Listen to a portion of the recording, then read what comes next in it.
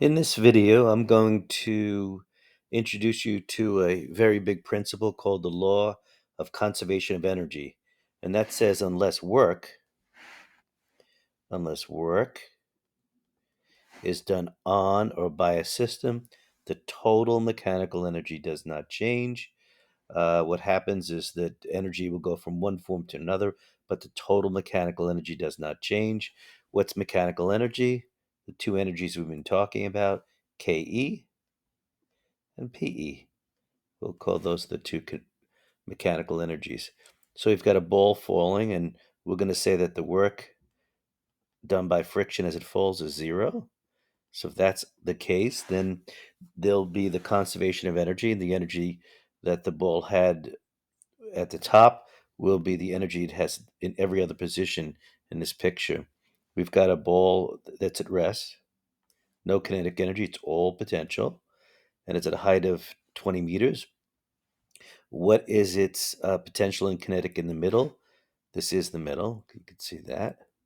So now it's lost half of its height, and PE is mgh.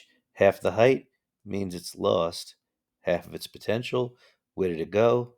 It had to have gone to kinetic because the total energy in the beginning is 100 joules, and with no work done on or by my system, it'll be 100 joules here, it'll be 100 joules here, and it'll be 100 joules just before it hits the ground because there's no work done on or by my system. So we'll go over here with it's 20 joules. If it's 20 joules here, then the kinetic must be 80 joules. And just before it hits the ground, it'll have no height and therefore no potential energy, but all kinetic. Now, that's just like a hair before it hits the ground. So it hasn't hit the ground yet.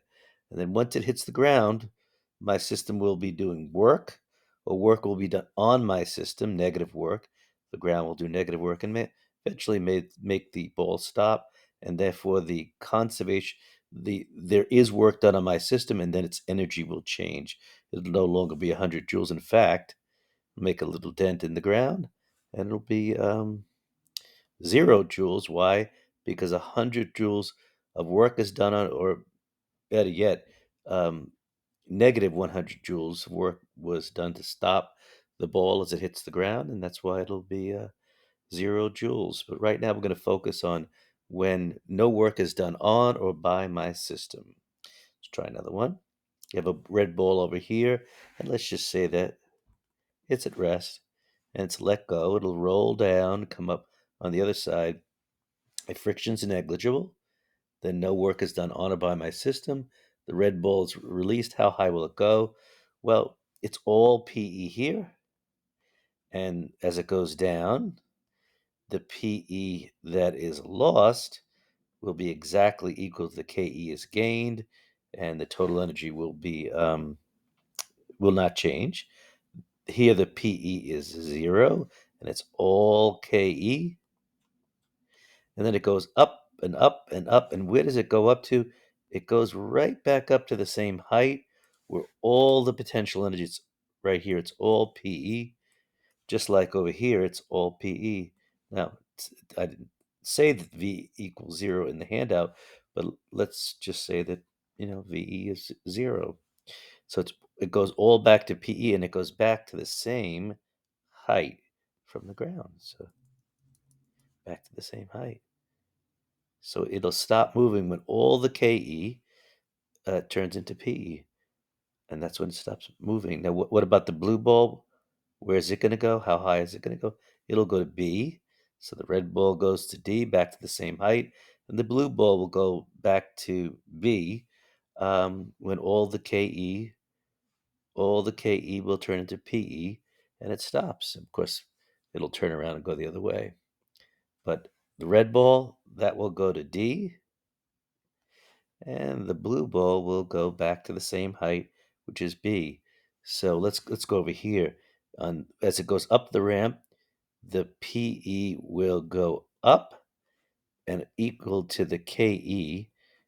Or let me put it differently, the gain in PE will be equal to, nope, that's wrong. Let's fix that. As it goes up, the height goes up, the PE will go up, and whatever the PE goes up by, whatever change in PE, the KE goes down. So if during a segment it gained 10 joules, let's say between A and B, let's make this up. Between A and B, it gained 2 joules. Well, then I'll know that it lost 2 joules of kinetic energy because the total energy for a system that does not have work done on it, or the system also doesn't do any work, the total energy doesn't change. That's called the conservation of energy. Okay. All right, let's take a look at another example. We're told the kinetic energy at A is 0 joules, so it's all potential. It's all potential. It's gravitational potential energy, and then it's allowed to roll. This is A. It's allowed to roll down, and the question here is what is the kinetic and potential energy at each position? Well, at A, well, the potential energy is mgh. Um, That's interesting. Oh, yeah, 3. I was wondering where's the mass. So potential energy is 3 kilograms times 10 meters per second squared. And the height is given as, looks like it starts at 3. Yeah, 1, 2, 3. Starts at 3 meters. 3 meters. 3 times 10 times 3. The potential energy is 90 joules in the beginning, and it's no kinetic energy. And the total is 90 joules. So there's no friction. Now, that's not mentioned in this problem, but I'll tell you now. There is no friction on this ball as it rolls, so there's no work against friction. So let's see what happens at B. At B, when it's at B, its potential energy is still mgh. That's m times g, 3 times 10, that's 30 newtons. The h is 1 meter, so that's 30 joules at B. And you know what? If it's 30 joules at B, the potential energy is 30 joules at D, and the potential energy is, you can write that in there, 30 joules PE equals 30 joules. Because if it's the same height, which it is, 1 meter, the potential energy is 30 joules at this location where the height is 1 meter.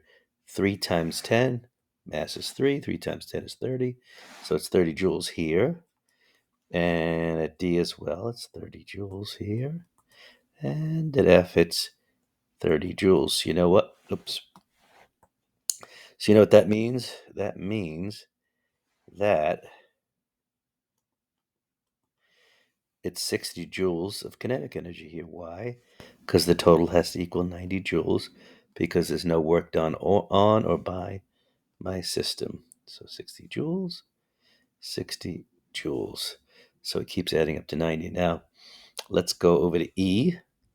Well, at E, H equals 0, so the potential energy is 0 here, and that's C, excuse me, H equals 0, so there's no potential energy here or here. C and E, where the height is 0, so it's all kinetic. 90 joules, and 90 joules, and then G. Okay, the height is once again 3 meters, so at G, PE equals mgh. M times g, 3 times 10 is 30. 10, g being 10 meters per second squared, 30 newtons, times the height of 3 meters. And you know what? It's all potential right here. And there is no kinetic. And that's where the ball will stop rolling when it gets back to the same height, when all of its kinetic has turned into potential. Now, next question. What physics law explains why the cart will never reach? It could never get here or here. The law is called the conservation of energy. Conservation of energy. How could you end up with more energy than you started from when no work is done on your system? The total energy never changes. So if it actually ever gets to H and J, it means that it ended up with more energy than it started, because H is 4 meters. What would be the potential energy here? Well, 3 times 10, 3 kilograms times 10, that's 30 newtons. times 4 meters. It's 120 joules. Well, how could it start at 90 joules and then end at 120 joules when no work is done on my system? Now, if you told me someone gave it a kick when it started over here, someone gave it a kick, that means work was done on my system, positive work. Yeah, I could go for the fact that it ends up with 120 joules. If it gave it a 30 joule kick, right over here, instead of being let go, someone kicked it 30 joules. Yeah. Does it get over here? Absolutely. That's exactly where it ends. If you did a 30 joule kick, it starts out with 90 joules because it's all PE. We did M times G times H. And so there you go. So if someone gave it a kick over there, yeah, it could get to 120 joules. It could get to H and I. Why does it never get to H and I? Because it was just let go. It was no work was done on my system. Right? No work done on or by system. So the total energy that you started out with equals the total energy that you end up with. All right, now here is a pendulum, obviously. We're told that A, you have a potential energy of 10 joules, and the KE this must be at the end of the swing because the kinetic energy is 0. So you know what? This has also got to be true. This is the other end where the kinetic is 0 joules and it's all potential. Right over here at the bottom of the swing, what do you think that is?